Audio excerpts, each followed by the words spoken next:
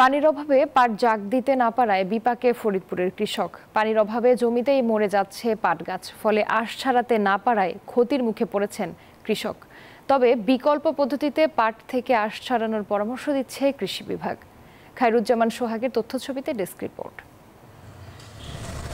প্রখর রোদ, কাঙ্ক্ষিত বৃষ্টিরও দেখা নেই, ফলে পানির অভাবে পাট জাগ দিতে না পারায় জমিতেই শুকিয়ে পচে যাচ্ছে গাছ। এই চিত্র ফরিদপুর জেলার বিভিন্ন এলাকার। পাট কেটে ফেলে রাখা হয়েছে জমি ও রাস্তার ধারে, আবার অল্প পানিতে পাট জাগ দিলেও আঁশের রং ভালো না হওয়ায় দাম কম, ফলে দুশ্চিন্তায় দিশেহারা কৃষক। পানির অভাবে মেশিন চালায় ভাই পাট জাগ দিতেছি, পাটের কালার নাই, তাতে আমরা দামও পাইতেছি না। গ্যাস এবার যে জমি পাট বুনছি, দাম পানিতে অর্ধেক বুনছি, এবার দাম না পেলে আর পাট বুনবো না।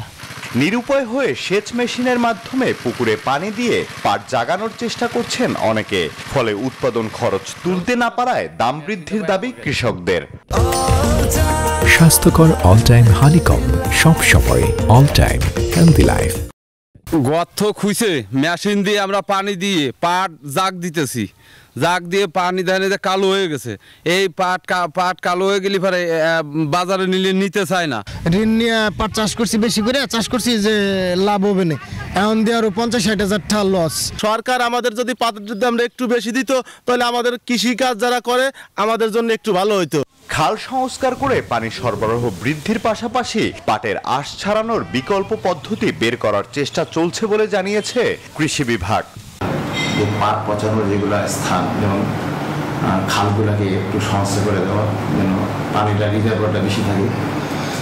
আর একটা বিষয় হইল যে পাটের বিকল্প পাট পচানোর জন্য যে কিছু পদ্ধতি, এইরকম কিছু বিশেষ পদ্ধতি বের করার চেষ্টা করা হচ্ছে। দেশের মোট চাহিদার 70% পাট উৎপাদিত হয় ফরিদপুরে।